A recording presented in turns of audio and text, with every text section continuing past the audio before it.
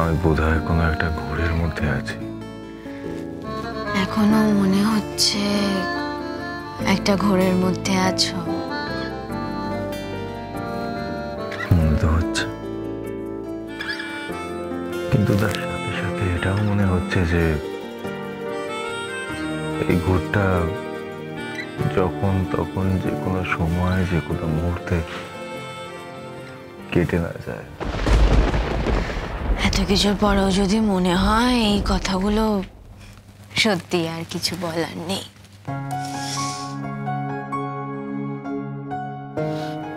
সত্যি তো তোমার আর কিছু বলার নেই, আর তো কিছু বলার থাকতে পারে না, কারণ তুমি যা করেছো আমার জন্য, তারপরে কি আর কারো কিছু বলার থাকতে পারে? একটা অন্ধকারে ভরা জীবনকে তুমি আলো দিয়েছো। আমার জীবনে তো কিচ্ছু ছিল না, কিচ্ছু না। আজকে তোমার জন্য আমার জীবনে নতুন করে আলোর দিশা দেখতে পাচ্ছি, শুধুমাত্র তোমার জন্য। তোমার জীবনে আলো অনেক আগে থেকেই ছিল, শুধু এই আলোটুকু জ্বালানোর জন্য যে কাঠির প্রয়োজন, আমি সেই কাজটুকুই করেছি। তুমি বোধহয় বুঝতে পারছো না, জীবনের এতটা সময় পার করে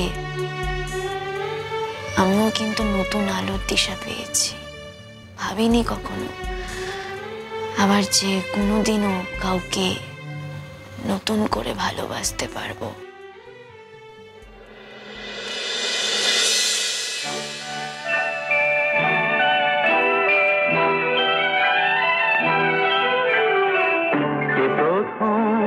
কাছে এসেছি, কে প্রথম দেখেছি, কিছুতেই পাই না ভেবে, কে প্রথম ভালোবেসেছি।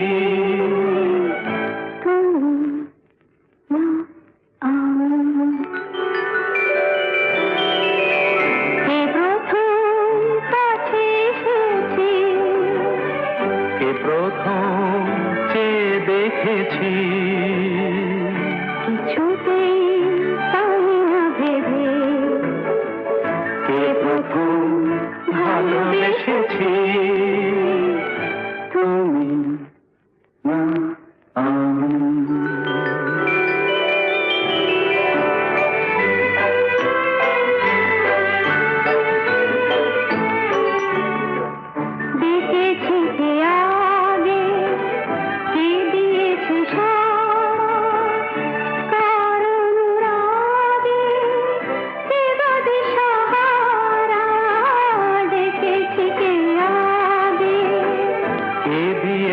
সারা কারণ রাগে কে গো দিশাহারা, কে প্রথম জাগানো সুখে হেসেছি।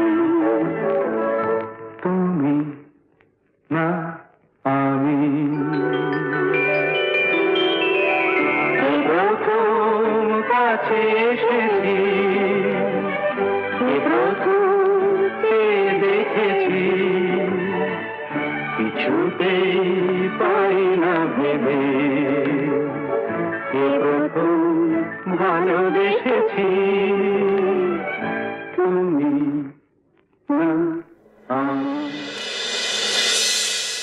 কেন কাঁদছো এভাবে? আমি কাঁদবো না তো কি করবো? আমার আজকে ফুল সজ্জা, আমি কাঁদবো না? আরে বলছি তো তোমাকে, সব ভুলে যাও না। এই এতটা ইজি নাকি সবকিছু? ঋতুরাজ, তুমি পেরেছো তোমার মাকে ভুলতে? হ্যাঁ পেরেছি, আমি পেরেছি। উনি একটা অন্যরকম সম্পর্কে গিয়েছেন, আমার ব্যাপারটা আলাদা, আমার সঙ্গে এটার কোনো মিল নেই। উনি কোনোদিনই আমাকে অ্যাকসেপ্ট করেননি। ঠিক আছে, কি করা যাবে, আমি ওনাকে অ্যাকসেপ্ট করিনি। জীবন এগিয়ে চলে। অ্যাকসেপ্ট না করলেও কষ্ট হয়তো তোমার ওনার জন্য, হয় না? যার আমাকে নিয়ে কষ্ট হয় না, আমারও তাকে নিয়ে কষ্ট হয় না। That's it. এসব না, এসব বলতেই ভালো লাগে। আমি পারছি না, আমি পারছি না, আমার কষ্ট হচ্ছে। আমার খুবই অপমান বোধ হচ্ছে, ভীষণ অসম্মানিত লাগে জানো তো। এই তো সেদিন ওই ফ্রেন্ডসদের যে গ্রুপটা ছিল না, স্কুলের যে গ্রুপটা, ওরা সবাই আমাকে বলছে রীতা বলে তোর মা এই বয়সে বিয়ে করছে, আর অনেক খারাপ খারাপ কথা বলছিল। কে কি খারাপ কথা বলেছে তোমাকে? বলেছে তো। কি বলেছে? বলেছে মাম্মা, বলেছে তোর মা যখন এতটাই ডেসপারেট হয়ে গেছে তখন রাস্তা থেকে কাউকে তুলে এনে বিয়ে করতে পারতো, শেষমেশ একটা ক্রিমিনালকে কেন বিয়ে করলো? আচ্ছা কি করবো বলো তো, চেষ্টা তো কিছু কম করলাম না, আগের দিনও তো গেলাম, কি লাভ হলো তাতে? আমরা পারলাম না, আমরা জাস্ট বাঁচাতে পারলাম না মামামকে। মামামের লাইফটা চোখের সামনে শেষ হয়ে গেল। আসলে এক্স অফিসার শাসন করছে, আইন দেখাচ্ছে, আমি না জাস্ট অবাক হয়ে গেলাম। এই দাদা আর তোমার মামাম, এদের দুজনকে দেখে পুরো পাল্টে গেল। আরে বাবা, এটা তো ওদের ডিসিশন, আমি কি করব বলো তো? না ওরা তো প্রমোট করছে পুরো বিষয়টাকে। যদি এভাবে প্রমোট না করতো, অ্যাটলিস্ট মামাম একটু হলেও আমাদের কথা ভাবতো, এতটা সাহস পেত না। যেটাকে স্বাধীনতা বলছে না, সেটা স্বাধীনতা নয়, সেটা আমি জাস্ট আর কিছু বলতে চাই না। আরে আমি কি করতে পারি আমাকে একটু বলবে? তোমার মায়ের ব্যাপারে কি আমি এর থেকে বেশি তো ইনভলভ হওয়া সম্ভব নয়। প্লিজ রেশমি বোঝো। আর সারাক্ষণ ধরে এই ব্যাপারে মানে কত কথা বলবার এই ব্যাপারে, আমরা কি মানে আমরা যখনই কথা বলবো এই ব্যাপারেই কথা বলে যাব, এটাই চলবে? আমি চাই না, বিশ্বাস করো। আগের দিনের ঘটনার পর তো আমি একদম ভেবেই নিয়েছিলাম আমি আর কখনো ওনাকে নিয়ে একটাও কথা বলবো না। তো পারি না। খবর এলো তো, মাম্মামকে আমি আসলে ফোন করেছিলাম, তখন মাম্মাম বলল শ্বশুরবাড়ির লোকেরা এসেছে। সবাই একেবারে গুড্ডি করে যাচ্ছে, কেন করবে না?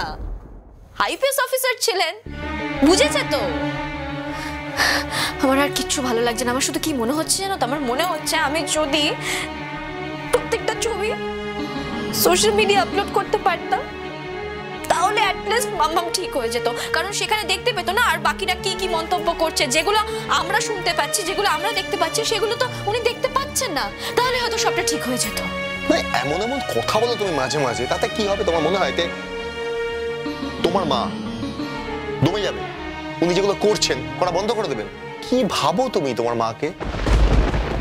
জানো অঙ্কুশ, এই যে তোমার বাড়ির প্রত্যেকে এত সুন্দর করে আমাকে মেনে নিয়েছে, ভীষণ ভালো লাগছে। তোমাকে না মেনে কি ওদের কাছে কোনো উপায় আছে?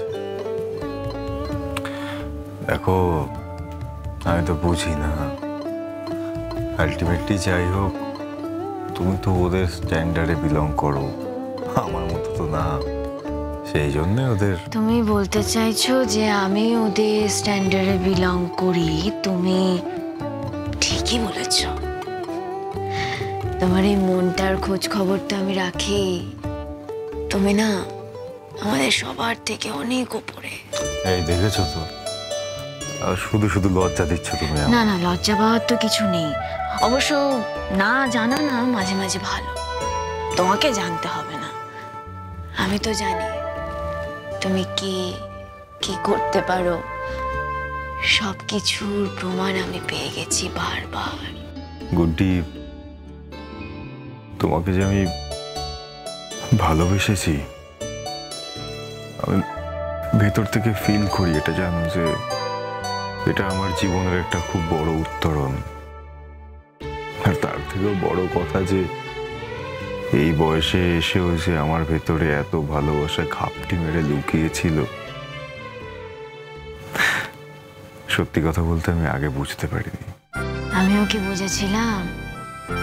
কখনো ভাবতেই পারিনি আবার যে নতুন করে কাউকে ভালোবাসতে পারবো, এতটা ভালোবাসতে পারবো। ভেবেছিলাম এইভাবেই বাকি জীবনটা কেটে যাবে কাজের মধ্যে দিয়ে। এতগুলো বছর যেভাবে কাটিয়ে এসেছি, নতুন করে বলছি আমাদের দুজনকে কিন্তু এবার কাজ শুরু করে দিতে হবে। সত্যি এমন কোনো কাজ করতে চাই যা সমাজের জন্য ভালো হবে, মিনিংফুল কাজ করতে চাই, যাতে প্রত্যেকটা মানুষের পাশে দাঁড়াতে পারি। অঙ্কুশ, আমাদের কিন্তু আর দেরি করলে চলবে না। তুমি কাল থেকে কাজ শুরু করে দাও। কাল থেকে? হ্যাঁ।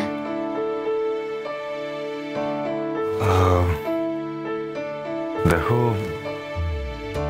মানে এই সমস্ত কাজের তো একটা প্রস্তুতি লাগে,